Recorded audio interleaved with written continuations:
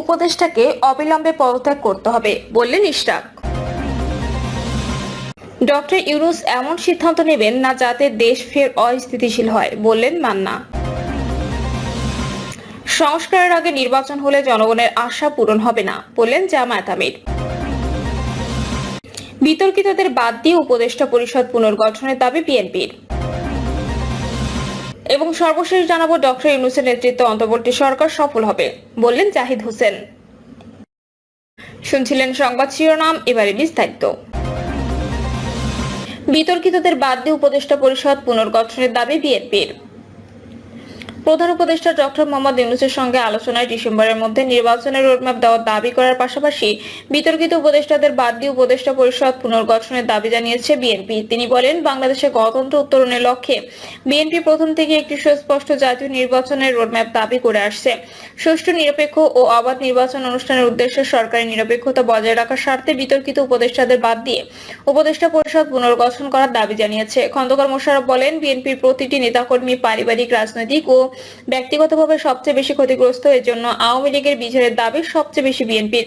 এই বিচার প্রক্রিয়া কোনোভাবে অসম্পন্ন থেকে গেলে বিএনপি সরকারের দায়িত্বে গেলে বিচারের আওতায় এনে তার স্বাধীন বিচার বিভাগের মাধ্যমে পরিপূর্ণভাবে সম্পন্ন করবে।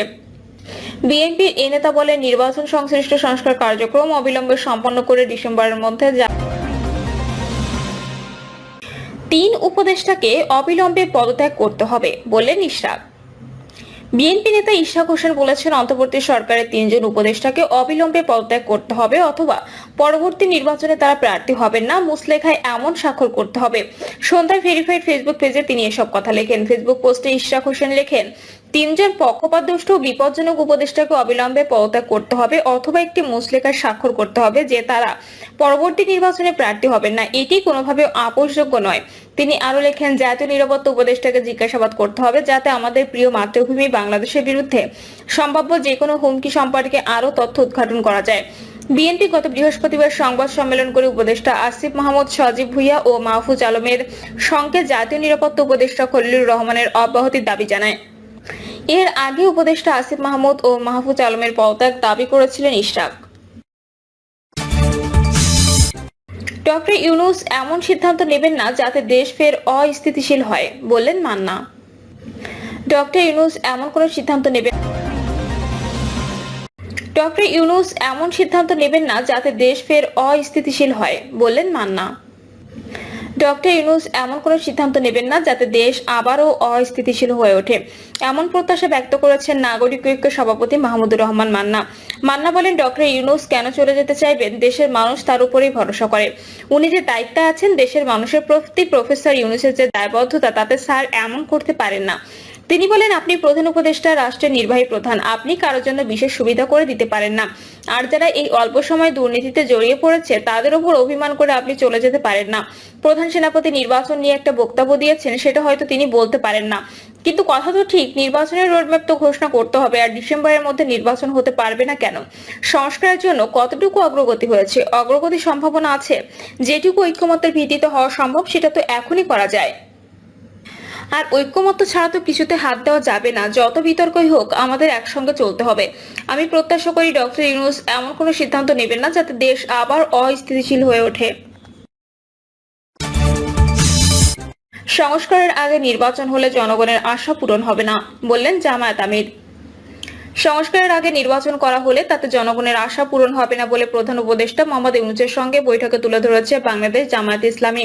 হঠাৎ পাল্টে যাওয়া রাজনৈতিক পরিস্থিতিতে দলগুলোর সঙ্গে আলোচনার অংশ হিসেবে জামায়াতে ইসলামীর সঙ্গে বৈঠকে বসেন মোহাম্মদ ইউনূস। বিএনপির পর শনিবার রাত 8:30টার দিকে জামায়াতের 2 নেতার সঙ্গে বৈঠক করেন অন্তর্বর্তী সরকারের প্রধান, যা শেষ হয় রাত 9:30টার দিকে। বৈঠকে জামায়াত আমিরের সঙ্গে সৈয়দ আব্দুল্লাহ মোহাম্মদ তাহের, স্থানীয় সরকার উপদেষ্টা আসিফ মাহমুদ, সজীব ভুঁইয়া ও জাতীয় ঐক্যমত্য। সংস্কারের আগে নির্বাচন হলে জনগণের আশা পূরণ হবে না বললেন জামায়াত আমির। সংস্কারের আগে নির্বাচন করা হলে তাতে জনগণের আশা পূরণ হবে না বলে প্রধান উপদেষ্টা মোহাম্মদ ইউনূসের সঙ্গে বৈঠকে তুলে ধরেছে বাংলাদেশ জামায়াতে ইসলামী। হঠাৎ পাল্টে যাওয়া রাজনৈতিক পরিস্থিতিতে দলগুলোর সঙ্গে আলোচনার অংশ হিসেবে জামায়াতে ইসলামীর সঙ্গে বৈঠকে বসেন মোহাম্মদ ইউনূস। বিএনপির পর শনিবার রাত 8:30টার দিকে জামায়াতে দুই নেতার সঙ্গে বৈঠক করেন অন্তর্বর্তী সরকারের প্রধান, যা শেষ হয় রাত 9:30টার দিকে। বৈঠকে জামায়াত আমিরের সঙ্গে সৈয়দ আব্দুল্লাহ মোহাম্মদ তাহের, স্থানীয় সরকার উপদেষ্টা আসিফ মাহমুদ সজীব ভুইয়া ও জাতীয় ঐক্যমত্য কমিশনের সহসভাপতি আলী রিয়াজ উপস্থিত ছিলেন। এই বৈঠকে যোগ দেওয়ার আগে জামায়াতের নায়েবে আমির তাহের সাংবাদিকদের বলেন, দেশের সার্বিক বিষয়াদি নিয়ে আলাপ করতে আমরা প্রধান উপদেষ্টার সঙ্গে দেখা করতে এসেছি। এর আগে রাত 7:45টায় খন্দকার মোশাররফ হোসেন নেতৃত্বে 4 সদস্যের বিএনপির প্রতিনিধি দলের সঙ্গে বৈঠক করেন প্রধান উপদেষ্টা। জামায়াতের পর রাতেই জাতীয় নাগরিক পার্টির সঙ্গে বসেন ইউনূস। ডিসেম্বরের মধ্যে সংসদ নির্বাচন নিয়ে সেনাপ্রধানের বক্তব্য, বিভিন্ন বিষয়ে তার সঙ্গে অন্তর্বর্তী সরকারের মতভিন্নতা, সেই সঙ্গে প্রধান উপদেষ্টার পদত্যাগের ভাবনা, সবকিছু মিলিয়ে রাজনীতিতে তৈরি হওয়া অস্থিরতার মধ্যে এসব বৈঠক করছেন অন্তর্বর্তী সরকার প্রধান। এ দফায় রাজনৈতিক দলগুলোর সঙ্গে আলোচনা ধারাবাহিকতায় রোববারও কয়েকটি দলের সঙ্গে বসবেন তিনি। শনিবার বিকালে অন্য কিছু দলের সঙ্গে বৈঠকের সিদ্ধান্ত হলেও ওই সময় দলগুলোর নাম ঠিক হয়নি। জাতীয় নির্বাচন, রাষ্ট্র সংস্কার ও জুলাই ঘোষণা, আওয়ামী লীগ নিষিদ্ধ করা সহ বেশ কিছু বিষয়ে কয়েক সপ্তাহ ধরে অভ্যুত্থানের পক্ষের দলগুলোর মধ্যে মতানৈক্য চলছিল। দাবি আদায়ের মিছিলগুলো দিনে দিনে যমুনার সরকার প্রধানের বাসভবনের দরজায় করা নাড়ছিল। যমুনার সীমানা দেয়ালের কাছাকাছি স্থানে সভা সমাবেশের নিষেধাজ্ঞা ভঙ্গ করে বিক্ষোভ চলেছে দিনরাত। ডক্টর ইউনূসের নেতৃত্বে অন্তর্বর্তী সরকার সফল হবে বললেন জাহিদ হোসেন। বিএনপি মনে করে অন্তর্বর্তী সরকার ডক্টর মোহাম্মদ ইউনূসের নেতৃত্বে সফল হবে বলে মন্তব্য করেছেন দলটির স্থায়ী কমিটির সদস্য ডক্টর এজেডএম জাহিদ হোসেন। তিনি বলেন, অন্তর্বর্তী সরকারের পেছনে মানুষ আছে, কিন্তু তাকে যারা বিভিন্নভাবে বিতর্কিত করার চেষ্টা করে এখনো সময় আছে, লাগাম টেনে ধরুন। রাজনীতিবিদ এবং রাজনৈতিক দলগুলোর প্রতিপক্ষ বানানোর চেষ্টা করবেন না। উপদেষ্টাদের উদ্দেশ্যে তিনি বলেন, আপনারা যা ইচ্ছে করছেন, মনে হচ্ছে এটা আপনাদের পৈতৃক সম্পত্তি। বাংলাদেশের ভেতর দিয়ে কে যাবে আসবে আপনারা সিদ্ধান্ত নেবেন। মনে হচ্ছে জনগণের কোনো দায় নেই, যেমনটা পতিত স্বৈরাচার করতে, কিন্তু আপনারা এসব দায় ইউনূস স্যারের ঘাড়ে চাপাচ্ছেন।